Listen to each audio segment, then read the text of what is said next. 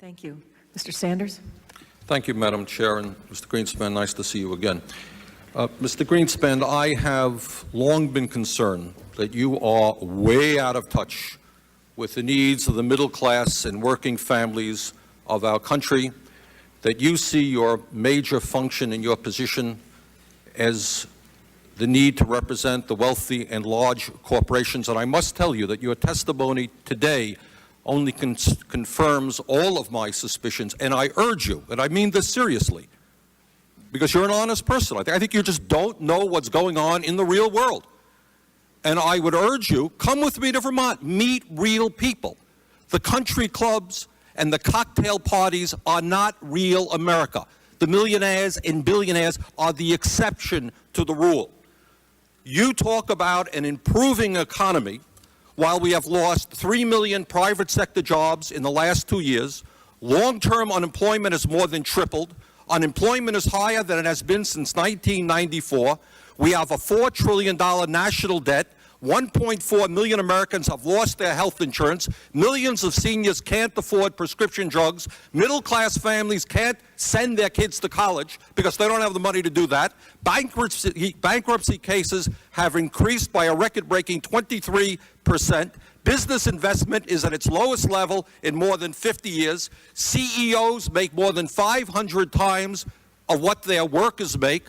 The middle class is shrinking. We have the greatest gap between the rich and the poor of any industrialized nation, and this is an economy that is improving. I hate to see what would happen if our economy was sinking. Now, today, you may not have known this. I suspect that you don't, but you have insulted tens of millions of American workers. You have defended over the years, among other things, the abolition of the minimum wage, one of your policies, and giving huge tax breaks to billionaires. But today you reached a new low, I think, by suggesting that manufacturing in America doesn't matter. It doesn't matter where the product is produced. We lost 2 million manufacturing jobs in the last 2 years alone, 10% of our workforce.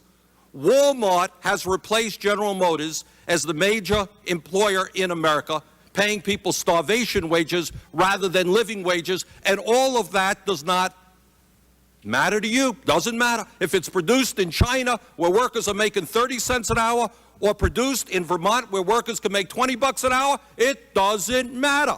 You have told the American people that you support a trade policy which is selling them out, only working for the CEOs who can take our plants to China, Mexico, and India. You insulted Mr. Castle. Mr. Castle, a few moments ago, a good Republican, told you that we're seeing not only the decline of manufacturing jobs, but white-collar information technology jobs.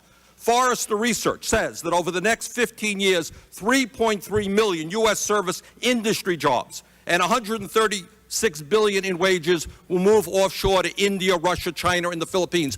Does any of this matter to you? Do you give one whit of concern to the middle class and working families of this country? That's my question.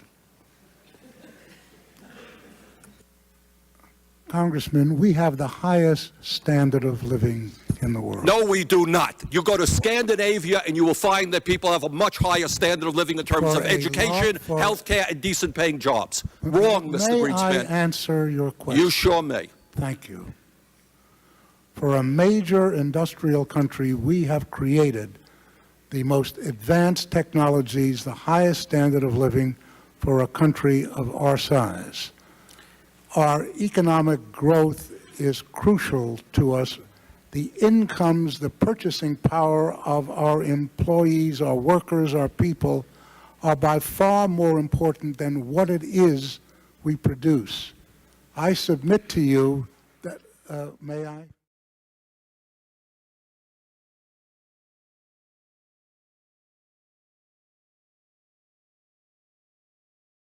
And what I'm saying to you is, yes, I found a flaw.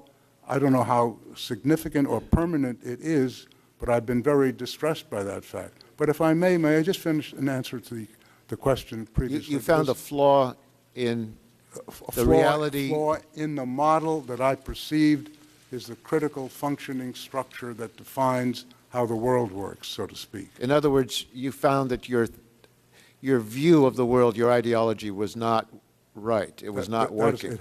Precisely. No, that's precisely the reason I was shocked, because I had been going for 40 years or more with very considerable evidence that it was working exceptionally well.